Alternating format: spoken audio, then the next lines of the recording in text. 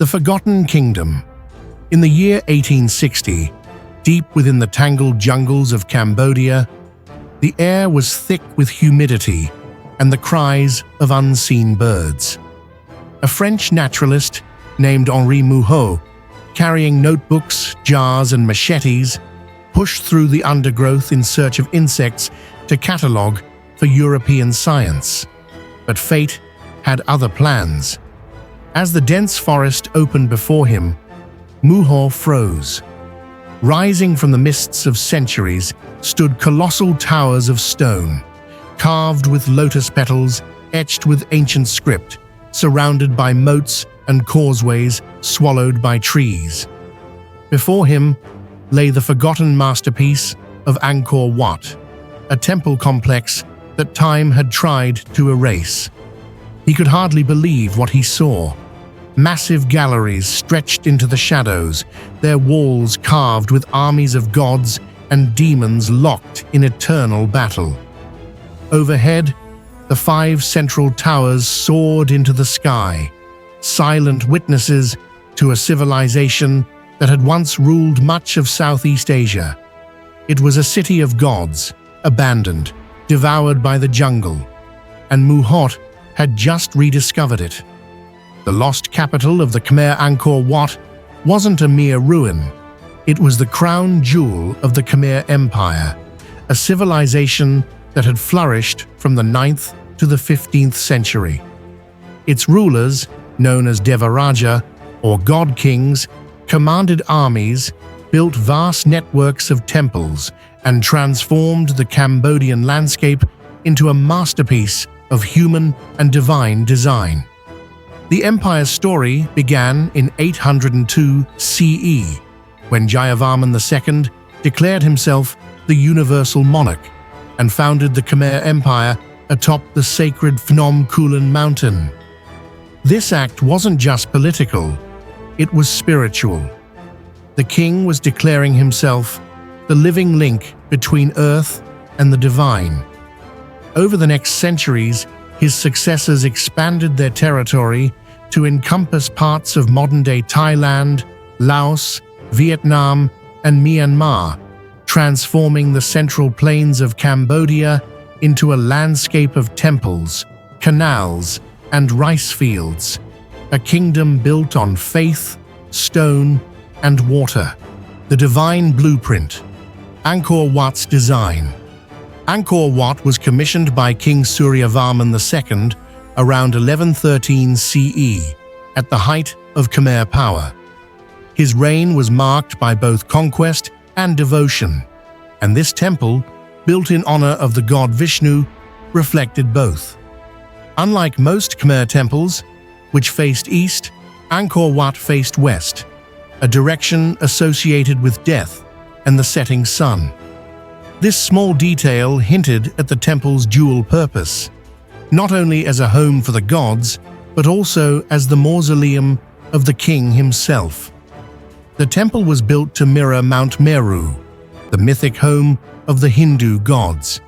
Its 5 lotus-shaped towers represented the mountain's peaks, and its outer galleries symbolized the surrounding cosmic ocean. Every measurement, every corridor, every relief was designed with astronomical precision, aligned to solstices, cardinal directions, and celestial patterns.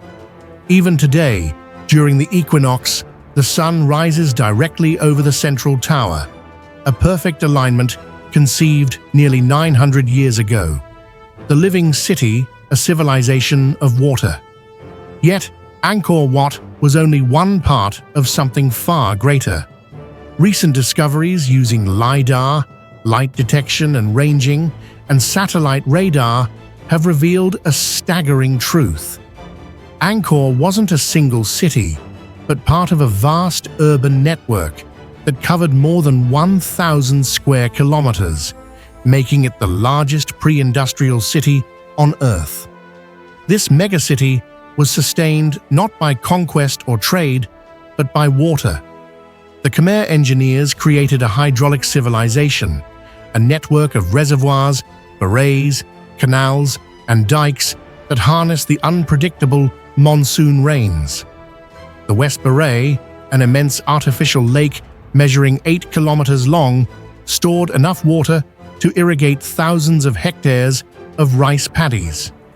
This network not only ensured food security, but also served as a system for transportation, construction, and even spiritual symbolism, water as both sustenance and divinity. To manage this system required mathematical genius, thousands of workers, and administrative precision. The result?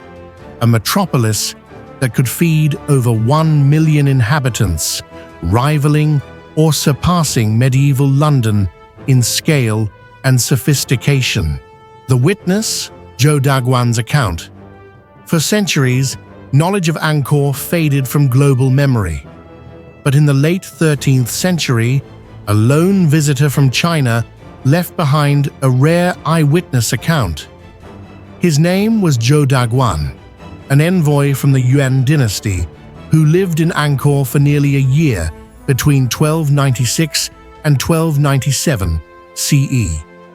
His writings described a city of grand avenues, golden palaces, and bustling markets.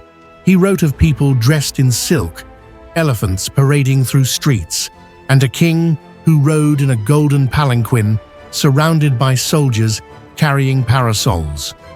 Zhou marveled at the temple's beauty, its endless reliefs, celestial dancers, apsaras, and reservoirs shimmering like mirrors. He noted that even the poorest citizens had access to water, rice, and communal markets, a testament to the empire's organization. For centuries, his words seemed exaggerated, until archaeology proved him right. The builders and the believers. Every stone of Angkor Wat was quarried from the Kulin Hills, more than 50 kilometers away. Massive sandstone blocks, each weighing several tons, were floated down canals to the construction site. Carvings depict thousands of artisans, sculptors, and laborers working in unison, cutting, polishing, aligning. These workers weren't slaves, as once believed, but citizens fulfilling religious duty to the God King. Each temple represented the universe in miniature. Central tower for Mount Meru, surrounding walls for the mountains that encircle the world, and moats for the cosmic ocean. And in their carvings, one finds not just mythology, but history. Scenes of Jayavarman II presiding over royal courts, marching armies, celestial battles, and the famous churning of the ocean of milk, symbolizing the eternal struggle between gods and demons. The Golden Age, Jayavarman VII, and Angkor Thom, after Jayavarman II, the empire endured a century of warfare until Jayavarman VII reigned 1181 to circa 1215 CE, restored its glory. A devout Mahayana Buddhist, he shifted the empire's spiritual axis from Hinduism to Buddhism, transforming Angkor into a sacred landscape of compassion and enlightenment. He built Angkor Thom, a walled city north of Angkor Wat, centered around the Bayon Temple, with its 216 serene stone faces gazing in all directions. Historians believe these faces represent both Buddha and Jayavarman himself, the God King reborn in stone. Beyond the temples, Jayavarman VII built hospitals, schools, roads, and rest houses every 15 kilometers across the empire. One inscription records that over 80,000 workers from 3,000 villages were assigned to supply the royal temples annually with goods and services. This was a civilization of builders, believers, and visionaries, one of the most organized and prosperous of its age. The decline when the waters failed. But no empire, however divine, lasts forever. By the 14th century, signs of decline emerged. The climate turned volatile, Severe droughts, followed by destructive floods, disrupted the delicate hydraulic system. Sediment clogged canals, and the once precise water flow began to fail. At the same time, the empire's faith shifted once again, from Hinduism and Mahayana Buddhism to Theravada Buddhism. The concept of the divine god-king faded. Without that central belief, the labor and devotion that sustained temple building waned. Foreign pressure grew. From the west, the rising Ayutthaya kingdom of Siam began encroaching on Khmer territories. In 1431, the Siamese invaded, looted, and burned parts of Angkor. The Khmer royal court fled south to Phnom Penh, marking the symbolic end of the Angkorian age. The city, once alive with 1 million souls, fell silent. The jungle began its slow reclamation. Rediscovery, Henri Mouhot's legacy. 4 centuries later, Henri Mouhot's journals reignited the world's fascination with this lost city. His sketches and notes were published posthumously in 1863, inspiring explorers, scholars, and even novelists. The Western world called Angkor the Asian Atlantis, a lost paradise rediscovered. Throughout the 20th century, archaeologists from the École Française d'Extrême-Orient began restoring temples stone by stone. Even during the dark years of Cambodia's history, colonial rule, war, and the Khmer Rouge, the temples endured, scarred but standing. In the 21st century, technology like LiDAR mapping, 2012 to 2016, unveiled the hidden city around Angkor. Roads, suburbs, and even smaller temples still buried under vegetation. Angkor was confirmed to be the largest pre-industrial urban complex ever built. The legacy, the city of gods and men. Today, Angkor Wat is not just a symbol of Cambodia, it is its heart and soul. It appears on the national flag, representing continuity between past and present.